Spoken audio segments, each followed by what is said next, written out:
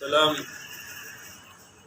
علی عباده الذین اصطفى اما بعد فاعوذ باللہ من الشیطان الرجیم بسم اللہ الرحمن الرحیم۔ معزز محترم محتشم سامعین حضرات، 21 اگست بروز اتوار 2022 بعد نماز فجر کا یہ درس حدیث مصطفیٰ صلی اللہ علیہ وآلہ وسلم، یہ ادب المفرد کی شرح، اس کی قسط نمبر آج 75 ہے، اور آج کا درس انشاءاللہ حدیث نمبر 486 سے لے کر 490 تک جاری رہے گا۔ آپ دعا فرمائیے رب کریم مجھے شرح صدر کے ساتھ حق سچ بیان کرنے کی توفیق عطا فرمائے، اور اللہ تعالی ہم سب کو عمل والی باتوں پر عمل پیرا ہونے کی توفیق عطا فرمائے۔ یہ تو حدیث جو سنا رہا ہوں پیچھے بھی گزر چکی ہے، پر آ گئی تو پھر بھی پڑھنی پڑے گی۔ حدثنا احمد بن یونس قال حدثنا عبد العزیز بن الماجشونی قال اخبرانی عبداللہ بن دینار عن ابن عمر رضی اللہ تعالی عنہ وعنہم عن النبی صلی اللہ علیہ وسلم قال، حضرت عبداللہ ابن عمر رضی اللہ تعالی عنہ بیان کرتے ہیں کہ نبی کریم رؤوف الرحیم صلی اللہ علیہ وآلہ وسلم نے ارشاد فرمایا کہ الظلم ظلمات یوم القیامہ، کہ ہر ظلم قیامت والے دن اندھیرا بنا کر تم پر مسلط کر دیا جائے گا۔ جتنے بھی گناہ ہیں یہ قیامت والے دن اندھیروں کی صورت میں ہمارے ساتھ ہوں گے، اور انشاءاللہ ہر نیکی کا وہاں نور ہوگا، ہر نیکی وہاں روشنی بن کر ہمارے ساتھ آئے گی۔ اب یہاں مسئلہ سمجھ لیں کہ آپ دیکھ رہے ہیں کہ یہ حدیث تقریباً تیسری چوتھی پانچویں بار آ رہی ہے۔ اس کا کیا وجہ ہے؟ وجہ یہ ہے کہ جب راوی بدل جاتا ہے تو پھر اس کو دوسری حدیث محدثین شمار کرتے ہیں۔ مثلا ایک راوی اس کے حضرت جابر رضی اللہ تعالیٰ عنہ ہیں، ایک حدیث ہوگی۔ اگر اسی روایت کے اب راوی یہاں سیدنا عبداللہ ابن عمر ہیں تو اس کو راوی کے بدلنے سے دوسری حدیث شمار کیا گیا ہے۔ یہ نہیں کہا کہ الفاظ وہی ہیں تو حدیث وہی ہے، نہیں بھائی، جب راوی بدل گیا تو حدیث دوسری شمار کی جائے گی۔ اچھا، اگر کوئی الفاظ بڑھ جائیں یا کم ہو جائیں تو پھر بھی حدیث تیسری شمار کی جائے گی۔ یہ آپ کو اس لیے کہہ رہا ہوں، الفاظ کے اعتبار سے تو یہ پہلے گزر چکی ہے، پر حضرت عبداللہ ابن عمر کی ابھی آ رہی ہے۔ آگے جی حدیث نمبر 487، حدثنا مسدد و اسحاق قال حدثنا معاذ قال حدثني ابي عن قتادة عن ابي المتوكل الناجشي عن ابي سعيد رضي الله تعالى عنه وعنهم عن رسول اللہ صلی اللہ علیہ وآلہ وسلم قال، یہ جناب حضرت ابو سعید رضی اللہ تعالی عنہ خدری رضی اللہ تعالیٰ عنہ بیان کرتے ہیں کہ نبی کریم صلی اللہ علیہ وآلہ وسلم نے فرمایا، اذا خلص المؤمنون من النار حبسوا بقنطرة بین الجنت والنار۔ آپ صلی اللہ علیہ وآلہ وسلم نے فرمایا کہ ایمان والے جب جہنم سے نجات پائیں گے، اس کے بعد جنت اور جہنم کے درمیان ایک پل ہے۔ جنت اور جہنم کے درمیان ایک پل ہے، اس کو کیا کہتے ہیں؟ ہاں جی، سارے ساتھی بولے ماشاءاللہ، پل صراط۔ وہاں پر فرمایا کہ ایمان والوں کو روک دیا جائے گا۔ یہ سمجھ لیں کہ پل صراط پہ بعض لوگ تو بجلی کی طرح گزریں گے، بعض کی رفتار گھوڑوں کی طرح ہوگی، بعض کی اونٹ کی طرح ہوگی، بعض پیدل چلنے والوں کی طرح ہوں گے، اور بعض بالکل لڑکھڑاتے ہوئے ہوں گے۔ تو جنہوں نے جہنم میں سے بچنا ہے وہ تو انشاءاللہ ہر حالت میں پار ہو جائیں گے۔ جو آپ یہ قربانیاں دیتے ہیں یہ وہاں آپ کی سواریاں ہوں گی، تو قربانیاں دینے والے تو ان پر بیٹھ کر انشاءاللہ گزر جائیں گے۔ تو چونکہ وہ آخرت کی سواریاں ہوں گی تو انہوں نے نت شت پان کی لوڑ نہیں پینی، وہ اتوں والوں لوڑ پہنتی ہے۔ جی اسی سرکش ہاں ایویں سارے جانور بھی سرکش نے، مگر اتنے کوئی ایسی صورت آرام نال جانور بڑے تابع ہون گے۔ خیر، یہ کراس کر جائیں گے۔ کراس کرنے کے بعد جنت سے پہلے ایک پل اور آئے گا، بولیے ایک پل اور آئے گا. بس وہ چھوٹا سا پل گزر سمجھ لیں آپ، جیسے اسٹیشنوں پر نہیں ہوتے پل چھوٹے چھوٹے، وہ ایک پل اور ہوگا. اصل تو یہ پل صراط ہوگا. تو میرے نبی کریم پڑھیے صلی اللہ علیہ وآلہ وسلم فرماتے ہیں کہ فَيَتَقَاسُونَ مَظَالِمَ بَيْنَهُمْ فِي الدُّنْيَا، اس پل پر روک لیا جائے گا جس نے دنیا پر ایک دوسرے پر آپس میں ظلم کیا ہوگا. حَتَّى إِذَا نُقُّوا وَحُذِّبُوا، تو اس کو وہاں بدلہ دینا پڑے گا. بولو جی اس کو وہاں. حتیٰ کہ کسی پر اگر ہم نے دنیا میں شک کیا ہے ناجائز ہے تو اس کا بھی وہاں اللہ حساب لے گا. پوچھا جائے گا کہ تو نے اپنے بھائی پر شک کیوں کیا، تیرے پاس کیا دلیل تھی؟ تو وہاں دلیلیں دیتے رہنا. اتنے تو ہوں ایڈی پہ یہی ہے تو لوگ کو یہ کہہ چھڑتے ہیں میرا دل نہیں منتا. تیرے دل کی اوقات کیا ہے؟ تیرے دل پہ معاذ اللہ کوئی مرزے والی وہی آ گئی ہے یہ میرا دل نہیں مانتا، یہ عقل نہیں مانتی. تو یہ سب یہاں دنیا کی بدماشیاں ہیں. اللہ کے سامنے کوئی ایسا کہہ سکتا؟ وہاں تو دلیل دینی پڑے گی. بولو کیا دینی پڑے گی جی؟ دلیل. جیسے آپ کے انگریز کا قانون ہے عدالت میں، شیخ الحدیث بھی چلا جائے تو وہ کہتے ہیں جی ثبوت پیش کرو. بولو کیا کرو؟ ثبوت پیش. اگر ثبوت نہیں ہے تو قاتل بھی رہا ہے تو بے گناہ بھی پھنس جائے گا. تو خیر فرمایا کہ وہاں یہ سارے بدلے ہوں گے. ایک دوسری حدیث میں آ رہا ہے کہ جس نے کسی کا مال لیا، گالی دی، الزام لگایا، اس کی نیکیاں دوسرے کو دی جائیں گی. وہ جس پر الزام لگایا، جس کو گالی دی، جس کا حق مارا، اس کو اس کی نیکیاں دی جائیں گی. کیونکہ وہاں پیسہ ویسا نہیں چلے گا. آپ سارے ساتھی نہیں بول رہے. وہاں پیسہ ویسا نہیں چلے گا جناب. اب ہماری نیکیاں اللہ نہ کرے اس کو دی جائے گی، اور اگر نیکیاں ختم ہو گئی اور حق والے ابھی باقی ہیں تو پھر ان کے گناہ اس پر ڈال کر ان کو نیکیاں عطا فرمائی جائیں گی. تو یعنی ان کے درجات بلند کر دیے، اور یہ جہنم میں جائے گا، وہ جنت میں جا رہے ہوں گے. اس لیے بھائی یہاں ظلم نہیں کرنا چاہیے. تو فرما اذا نقوا وحذبوا، وہاں ان کو وہ سارے بدلے شدلے دینے پڑیں گے، بالکل پاک صاف مہذب ہو جائیں گے. اذن لهم بدخول الجنت، اب آرڈر ہوگا کہ جنت میں چلے جاؤ. اب پاک صاف ہو کر آرڈر ہوگا کہ جنت میں چلے جاؤ. اب یہاں لوگوں نے من گھڑت باتیں بنائی ہوئی ہیں جی. ساڈے پیر صاحب اتوں چھاڑا مار کے ٹپا دیں گے. یہ سب بکواسات ہیں. وہاں اپنے عملوں سے پار ہونا پڑے گا. پیر دنیا میں کام آتے ہیں کہ وہ اللہ کی راہ پہ چلانا آسان بنا دیتے ہیں.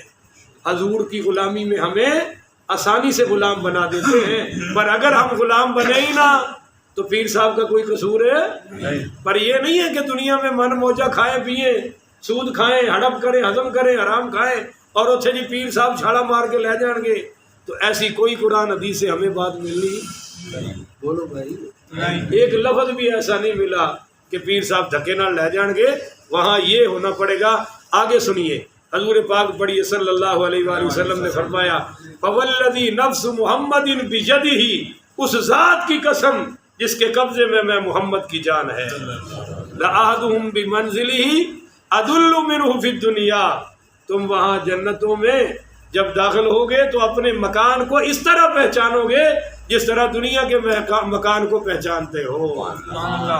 وہاں کسی سے پوچھنے کی ضرورت ہے نہیں. یہاں تو جہاز میں بیٹھو تو پوچھنا پڑتا ہے کہ جی ہماری سیٹ کون سی ہے، مگر وہاں ہر کوئی پہچانتا ہوگا.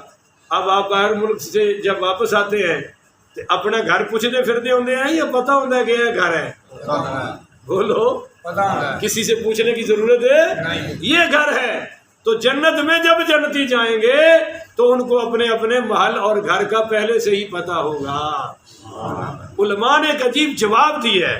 وہ کہتے ہیں کہ چونکہ جنت میں داخلے کا سبب اللہ رسول کی رحمت کے بعد اس کی اپنی نیکیاں ہوں گی، تو وہ چونکہ نیکیاں اس نے دنیا میں خود کی ہیں تو یہ اپنے مکان کو ایسے پہچانے گا جیسے اپنی نیکیوں کو پہچانتا ہے. اللہ تعالیٰ بھائی ان خوش نصیبوں میں ہمیں شامل فرمائے. آگے حدیث آ رہی ہے جی 488. حدثنا مسدد قال حدثنا یحییٰ عن ابن عجلان عن ابی سعید ابن ابی سعید المقبوری عن ابی ہریرہ رضی اللہ تعالی عنہ وعنہم عن النبی صلی اللہ علیہ وآلہ وسلم قال ایاکم وظلم. اب وظلم یہ حدیث تو وہی آ گئی پر الفاظ اور بھی ہے ساتھ، اس لیے حدیث اور بن گئی. ہاں جی، ایاکم وظلم، فرمایا ظلم سے بچو، فإن الظلم ظلمات یوم القیامہ، ہر ظلم ہر زیادتی قیامت والے دن اندھیرا بنا کر تم پر مسلط کر دی جائے گی. وإیاکم والفحش، اور فرمایا کہ فحاشی سے بچو.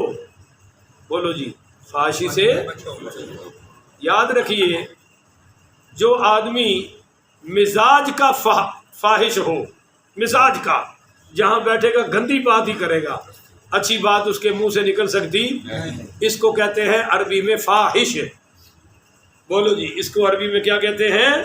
تو حضور پاک صلی اللہ علیہ وسلم نے فرمایا وَإِيَّاكُمْ وَالْفُحْشَ، فحش سے بچو اور ایسے فاحش سے بچو.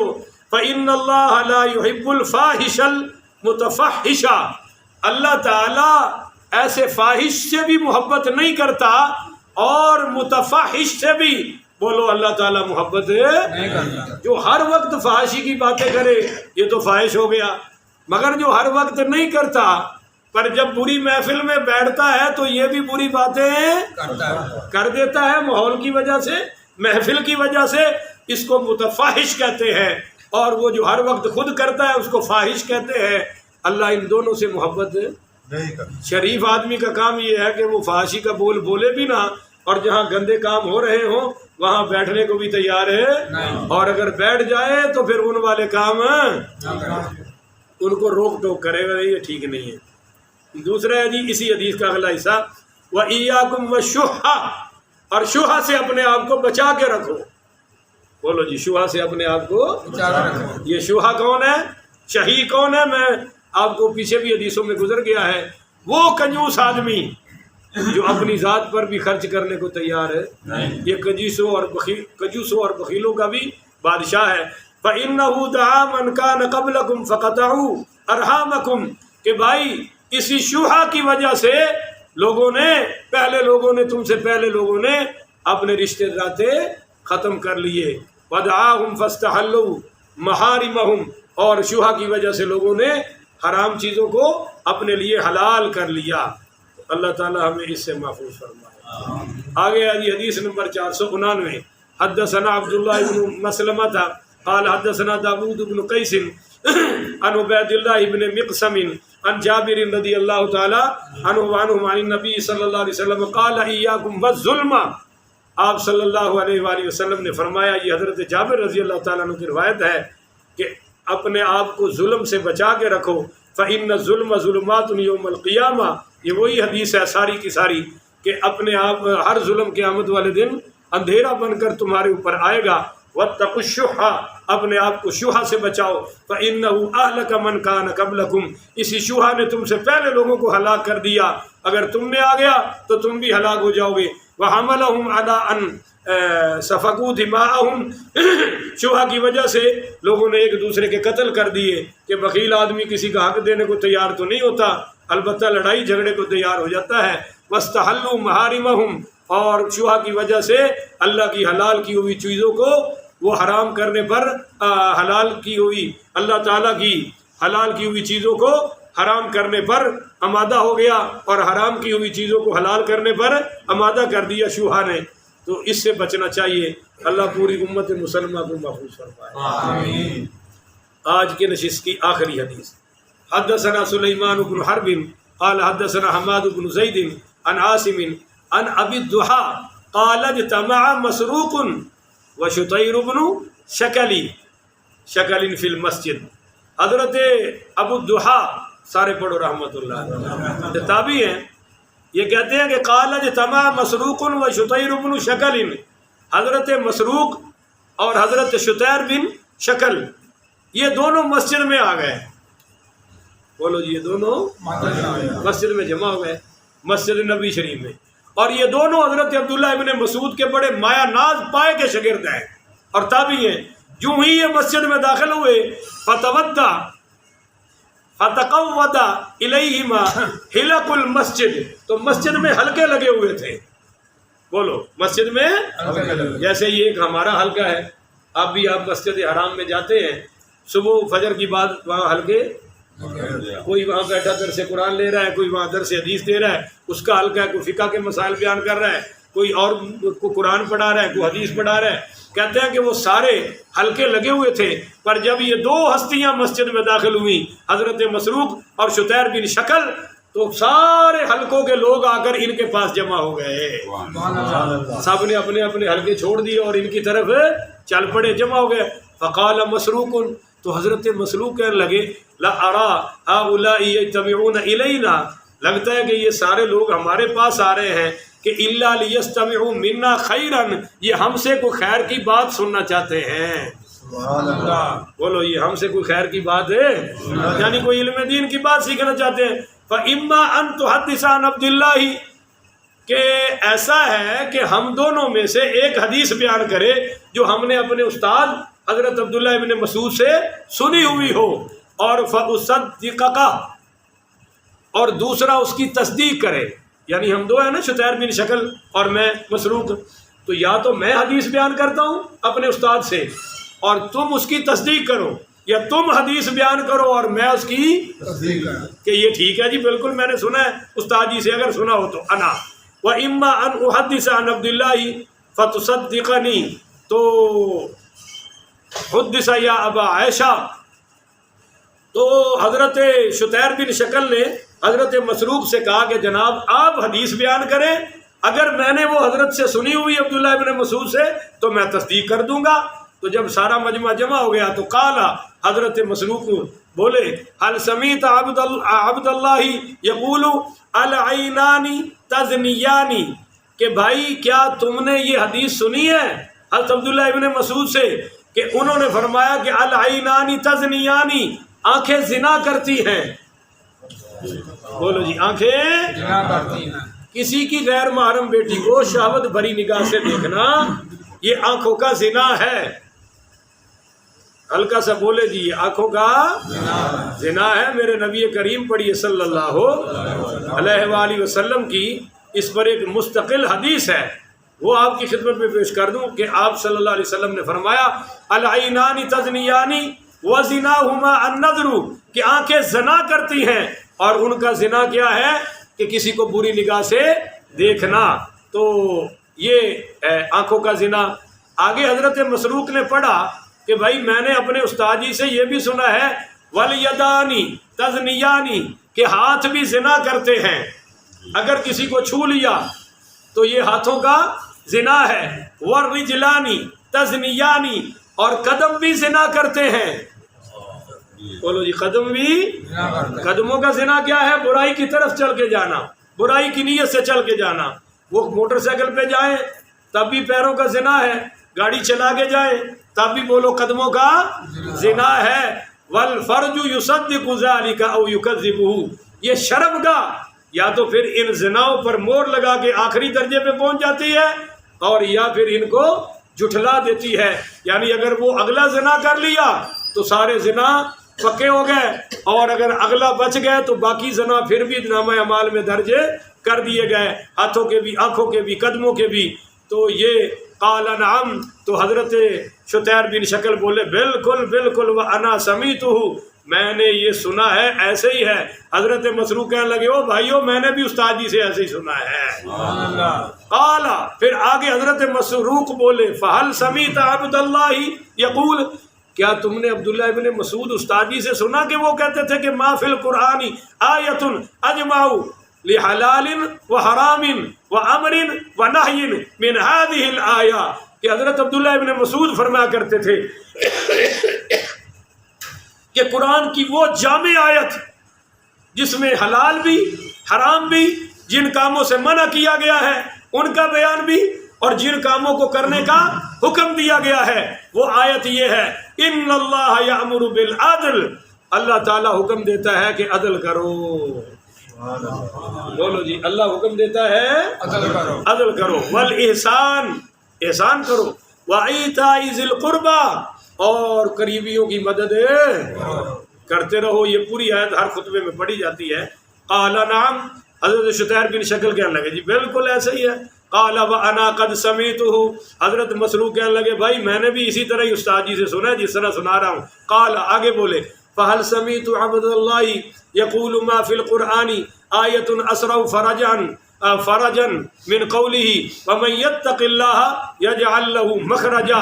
حضرت مسروق کہنے لگے کہ بھائی عبداللہ ابن مسعود رضی اللہ تعالی عنہ کو یہ بھی کہتے ہوئے سنا ہے، وہ فرماتے ہیں کہ قرآن کے اندر سب سے زیادہ خوش کرنے والی آیت یہ ہے.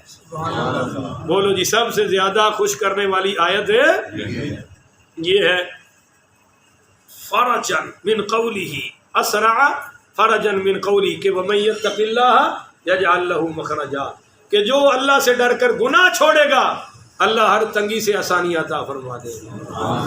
وَيَرْزُقْهُ مِنْ حَيْثُ لَا يَحْتَسِبُ، اور اللہ وہاں سے رزق عطا کرے گا جہاں کبھی ہمارا گمان بھی. اور کہا کہ بھائی آگے سے حضرت شتیر بولے قال نعم، بالکل اسی طرح ہی استاد جی نے پڑھا تھا. وَأَنَا قَدْ سَمِعْتُهُ، مسروق کہنے لگے میں نے بھی ایسے ہی سنا تھا. قال، پھر بولے فَهَلْ سَمِعْتَ عَبْدَ اللَّهِ يَقُولُ، کیا آپ نے سنا کہ ہمارے استاد جی عبداللہ ابن مسعود رضی اللہ تعالیٰ عنہ فرمایا کرتے تھے کہ ما فی القرآن آیت اشد تفویضا من قولہ، کہ قرآن میں سب سے زیادہ وہ آیت جو بندہ اپنے آپ کو اللہ کے سپرد کر دیتا ہے. بولو جی، بندہ اپنے معاملات کو اللہ کے، تو وہ سب سے بڑی آیت اللہ کے سپرد کرنے والی کون سی ہے کہ یا عبادی الذین اسرفوا، اے میرے بندو جو اپنی جانوں پر ظلم کر بیٹھے ہو، اسرفوا علی انفسہم لا تقنطوا من رحمت اللہ، تم میری رحمت سے مایوس نہ ہو جانا، میرے اپنے آپ کو میرے حوالے کر کے دیکھو. ان اللہ یغفر الذنوب جميعا، میں اللہ سارے گناہوں پر معافی کا قلم چلا دوں گا. قال نعم، تو شتیر بن شکل کہنے لگے بالکل میں نے ایسے ہی سنا ہے، ایسے ہی ہے. قال وانا سمیعتہ، حضرت مسروق رحمۃ اللہ علیہ نے فرمایا بھی میں نے بھی استاد جی سے عبداللہ بن مسعود رضی اللہ تعالیٰ عنہ سے ایسے ہی سنا ہے. تو اللہ تعالیٰ سے دعا ہے اللہ تعالیٰ مجھے اور آپ کو ان باتوں پر عمل کی توفیق عطا فرمائے، اور جن باتوں سے بچنا چاہیے اللہ ان سب سے ہمیں محفوظ فرمائے. ایک بات سن لیں کہ اب ادب المفرد جو ہم نے آج 75ویں قسط آپ کے سامنے بیان کی ہے، تو اس کی اب باقیہ صرف ایک حدیث بچی ہے. بولیے جی، باقیہ صرف 390 تک تو یہ بیان، 490 تک تو بیان ہو گئی ہیں، باقی ٹوٹل اس میں حدیث ہیں 491. تو کل وہ انشاءاللہ میں ایک حدیث بیان کر کے ادب المفرد امام بخاری پڑھی رحمۃ اللہ تعالیٰ علیہ، امیر المومنین فی الحدیث، امیر المومنین فی المحدثین، ان کی اس کتاب کو ہم درسن تشریح ترجمے کے ساتھ مکمل کرنے کی سعادت کو پہنچ جائیں گے. کہو الحمدللہ. بہت بڑی سعادت ہے. کل میں نے سارا سرچ کیا نیٹ پر، عرب علماء نے تو اس کی شرح بیان کی ہے. بولو جی، عرب علماء نے تو اس کی شرح، یہ سارا میں نے نیٹ پر سرچ کیا ہے، مگر عجم میں یہ سعادت ہماری مسجد کو نصیب ہوئی ہے، آپ کو نصیب ہوئی ہے، اور آپ کے ذریعے مجھے نصیب ہوئی ہے. الحمدللہ پوری دنیا پر نیٹ پہ یہ پہنچ چکی ہے، بیان ہو رہی ہے. کل اس کی آخری قسط ہوگی. اللہ تعالیٰ قبول فرمائے، ذرا زور سے کہہ دو آمین. اور اللہ تعالیٰ ہم سب کو اس کی ساری برکتیں عطا فرمائے، اللہ ساری رحمتیں دونوں جہانوں میں عطا فرمائے. تو یہ بہت بڑی سعادت کی بات ہے. میں جب سے پیدا ہوا ہوں اور جب سے مسلمانوں یعنی بالغ ہوا ہوں، تو میرے نزدیک میری اس سے بڑی کوئی سعادت نہیں ہے. فرض نماز کے بعد یہ سب سے بڑا عمل ہے کہ اللہ تعالیٰ نے اتنی بڑی کتاب کی شرح مجھ جیسے ناچیز حقیر آکر سے بیان کروائی ہے. اللہ تعالیٰ اس کو تا قیامت میرے لیے اور آپ کے لیے صدقہ جاریہ بنائے. آمین. تو یہ سعادت اللہ الحمدللہ عجم میں ہمیں نصیب ہوئی ہے. انڈیا کے ایک عالم نے 3 جلدوں میں اس کی شرح کی ہے، لکھی ہے. بولیے، شرح لکھی ہے، پر بیان پھر بھی نہیں کی. یعنی بیان کی صورت میں، درسوں کی صورت میں یہ ابھی تک سعادت میرے نصیبے میں ہے، آپ کے نصیبے میں ہے. باقی انشاءاللہ بڑے بڑے علماء ہیں، بیان کریں گے اور یہ بیان ہوتی رہے گی. کہو انشاءاللہ. اللہ تعالیٰ سے دعا ہے اللہ مجھے اور آپ کو دنیا آخرت کی بھلائیاں عطا فرمائے، آمین ثم آمین۔ آخر